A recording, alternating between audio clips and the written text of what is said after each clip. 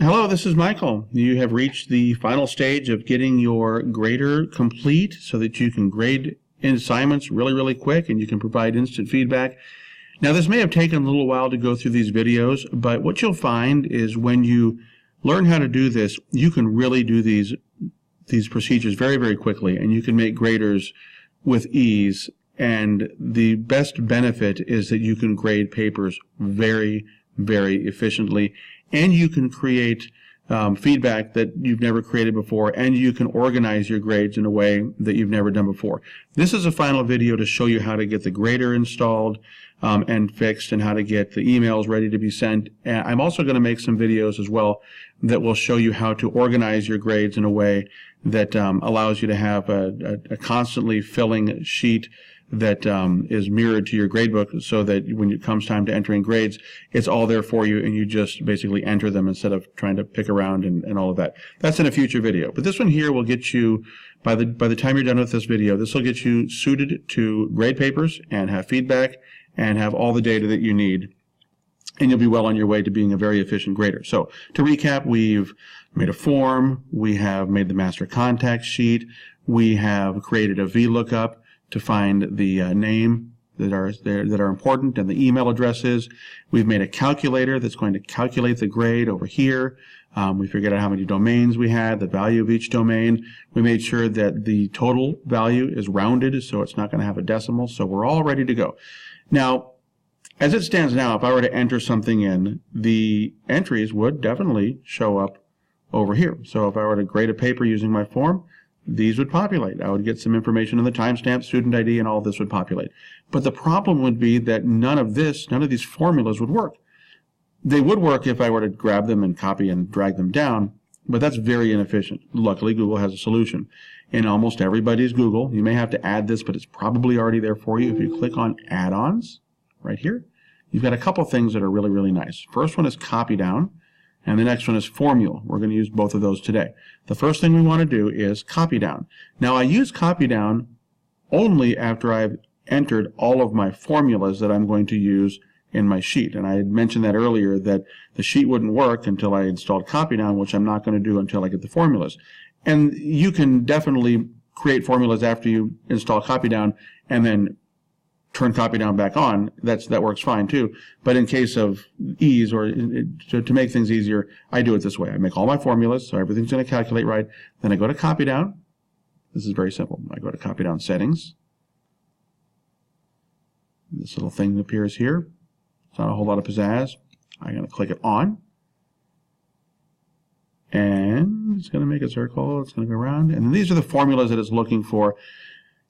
This right here, these boxes, you can paste in values, and what that means is that for each row that has a formula, the actual values will not be the formula, it'll be a value. Sometimes that's important. If you're an advanced user, you definitely can find some value with this.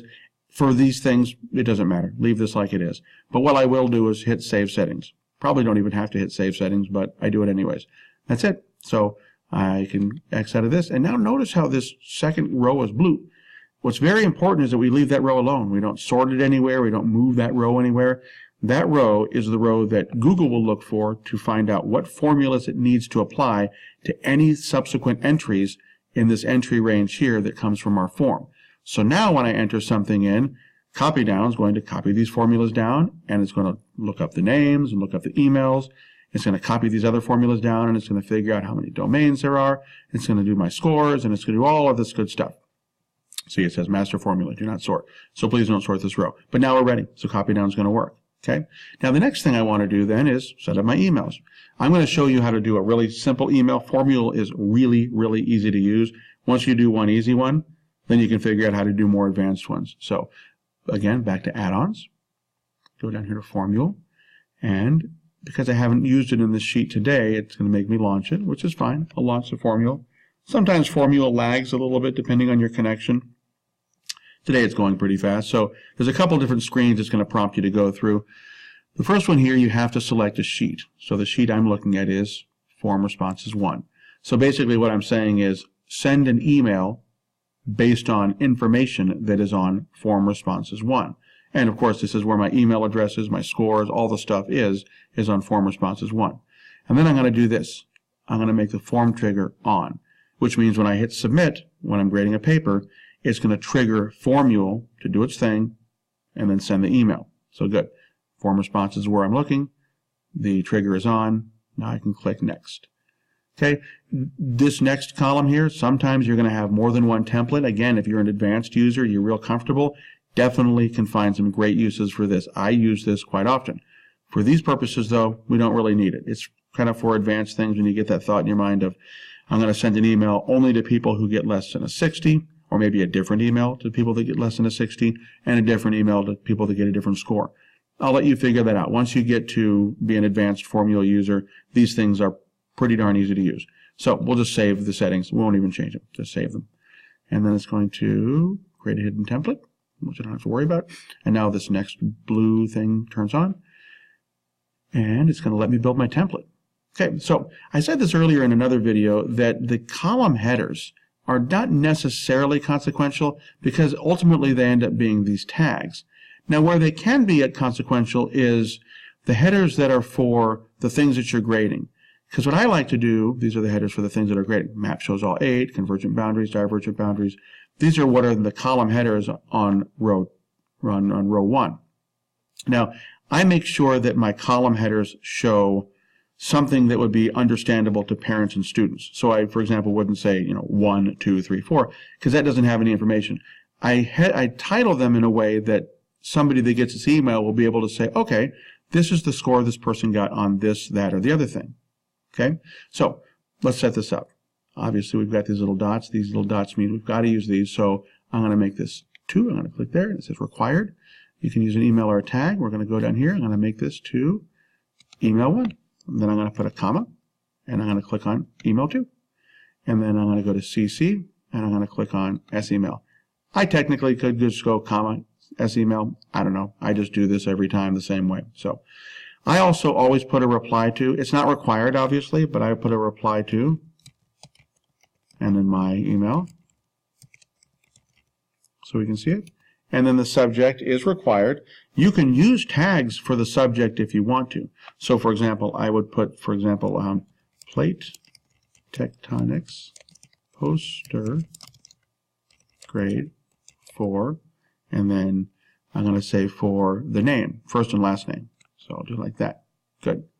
Now, I often do this as I'm going along, even though I know that it's working. I like to preview things. If you hit preview this is what it would look like. So this will be this email, this email, this email is the student.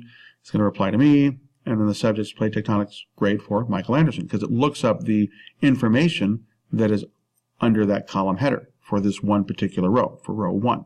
Good. So I'm going to go back to my edit. So that's what the email is going to say on mom and dad's email and the students. So, and here's in the body. I try to be polite. You don't have to be polite. You can just hit grade report for or whatever, but I just go, hello, comma.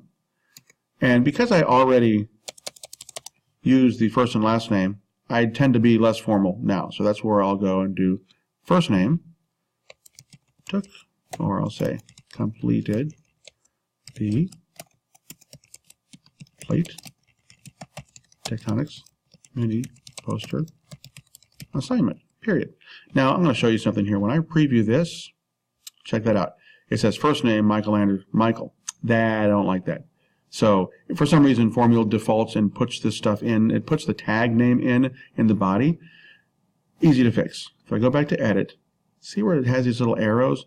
This is the actual tag. This is the actual information that's in the tag, is what's between these arrows. This title I can get rid of. So I'm going to click here and just get rid of this stuff here. But it's very important that I have these 2 arrows going left, the tag name exactly like it is in the tag, and the 2 arrows going right. Now, if I look at the preview, it just says Michael. Good. Michael completed plate tectonics mini poster assignment. Okay. Now I'll go back right here. And I'll say, again, and I get pretty quick at this, so I actually type many of these tags in. So I'll go tag, and then I'll go first name, and then apostrophe S. This will say Michael's grade is, and then the grade tag name is total. So I'll say arrow, arrow, total, arrow, arrow, period. There we go. maybe I should make this say 1%. So I'll go total, and then I'll say percent. So now, if I preview this, hello, Michael completed the plate tectonics mini poster assignment. Michael's grade is 100%. Very good. Now, here's what I do. I'm pretty good with my parents. I like to give them as much feedback as possible. So I will do this. I'll say the grade breakdown is as follows. And then I will do this. I'll do map shows all 8. Okay. Convergent boundaries.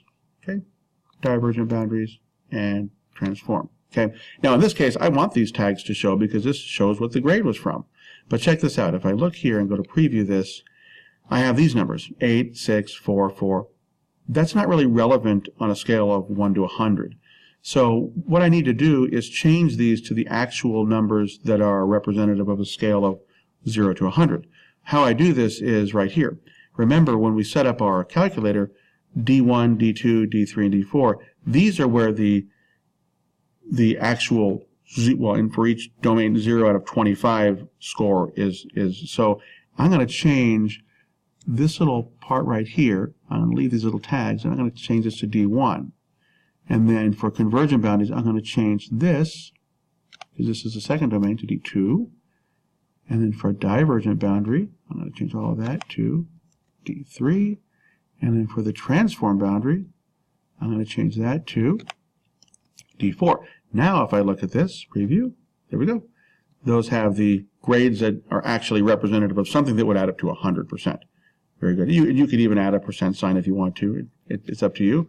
But most parents will understand that. So, there we go. And then I can say, if you have any questions, please let me know.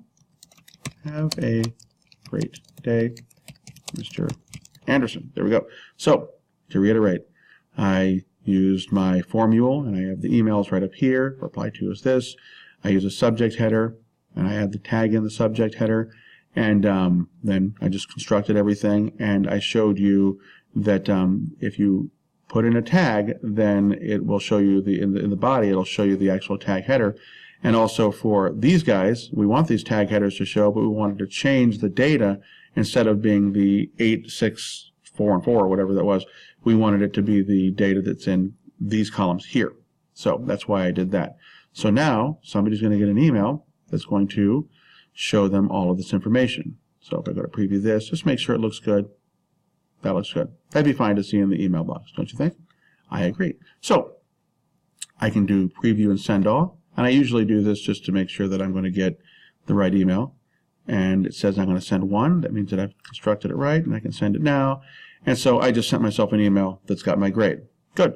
So now you know the entire process. If you watch these videos, you'll be able to do everything from setting up the form, setting up the master contact sheet, linking the form, creating your calculator. Everything you need is in these videos. I understand it's about an hour to watch, but if you work through this and set up the system like this, I guarantee you will appreciate the fact that you can grade papers efficiently and effectively, and your parents and your students will love the immediate feedback that you give to them. Thanks so much for watching these videos. If you have any questions, feel free to email me, manderson01@nisttx.org. I'm always happy to help. Thanks so much.